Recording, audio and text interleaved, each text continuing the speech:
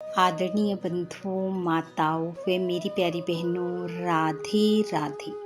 आपका हमारे इस YouTube चैनल पर बहुत बहुत स्वागत है। बंधुओं, आज हम इस वीडियो में चैत्र कृष्ण पक्ष दशमी तिथि के दिन सुनी जाने वाली दशा माता की व्रत कथा सुनेंगे, जिसे सुनने सुनाने से दशा माता की कृपा से संतान सुख, धन सुख व निरोगी काया की प्राप्ति होती है। कथा कहानी सुनने के बाद यदि आप हमारे चैनल पर नए हैं तो कृपया हमारे चैनल को सब्सक्राइब करें, बेल आइकन को प्रेस करें ताकि हमारी वीडियो के नोटिफिकेशन सबसे पहले आप तक पहुंचे। वीडियो को शेयर व लाइक भी जरूर करें। बंधुओं, दशा माता का व्रत पूजन चैत्र कृष्ण पक्ष की दशमी तिथि को किया जाता है।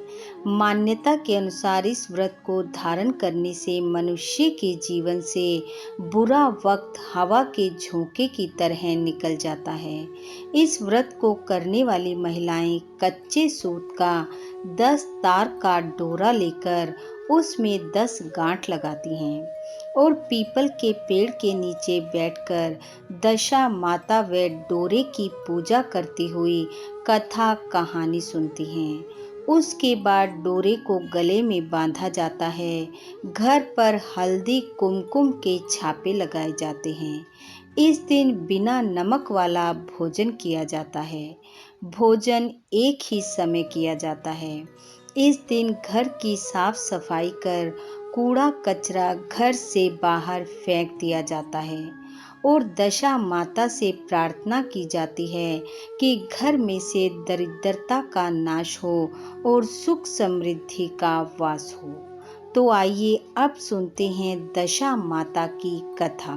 कथा कहानी के अनुसार एक नगर में एक राजा राज्य करता था। उसके 2 रानियां थीं। राजा के कोई संतान नहीं थी।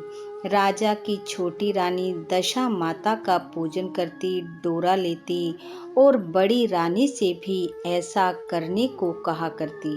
लेकिन बड़ी रानी कहती, मुझे इन जादू टोनों में विश्वास नहीं है और वह डोरा लेने से मना कर देती।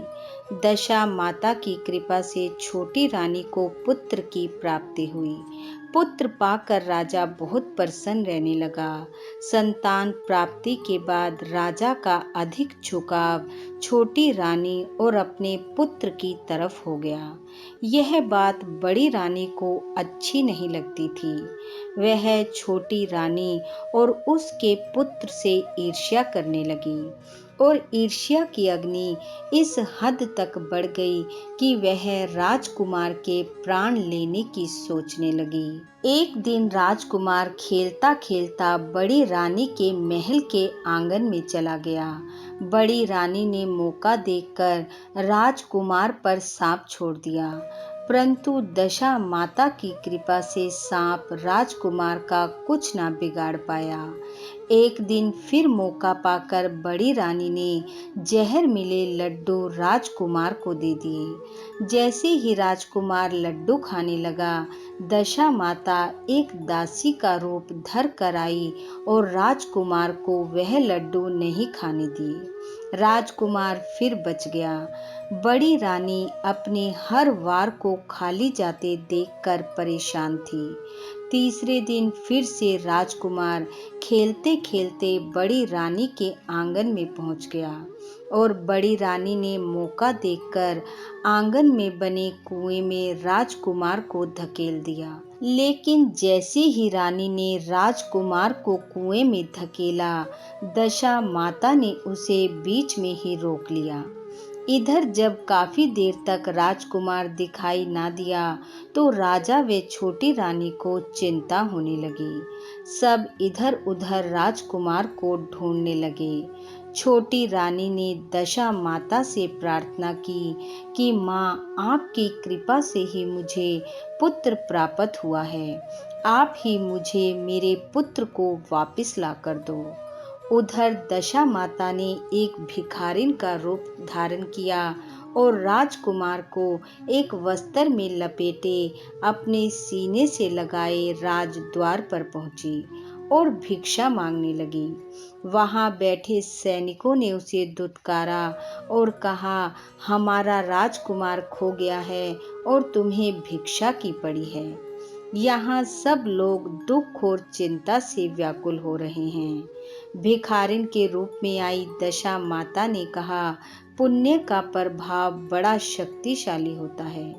यदि मुझे भिक्षा मिल जाए तो हो सकता है इस पुण्य कर्म से तुम्हारा राजकुमार मिल जाए। दशा माता की ये बातें सुन सैनिकों ने उसे अंदर जाने दिया। महल के अंदर जाते ही दशा माता ने राजकुमार को आंगन में छोड़ा और वापस जाने को मुड़ी।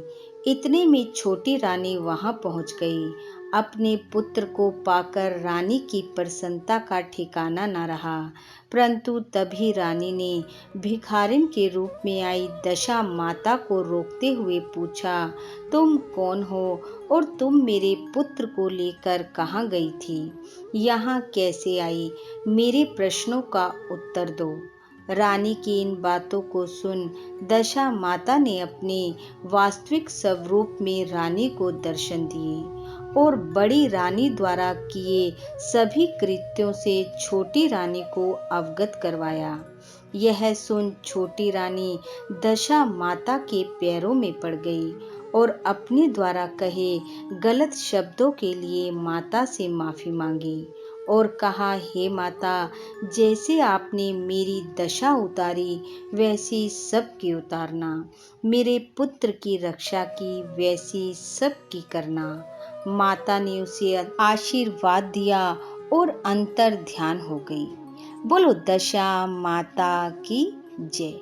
हे दशा माता, जैसी कृपा आपने छोटी रानी पर की वैसी सब पर करना। इस कथा कहानी को सुनने वाले सुनाने वाले सब पर अपनी कृपा बरसाना, सबको काया माया व संतान सुख देना। इन्हीं शुभकामनाओं के साथ आप सबका बहुत बहुत धन्यवाद। राधे राधे।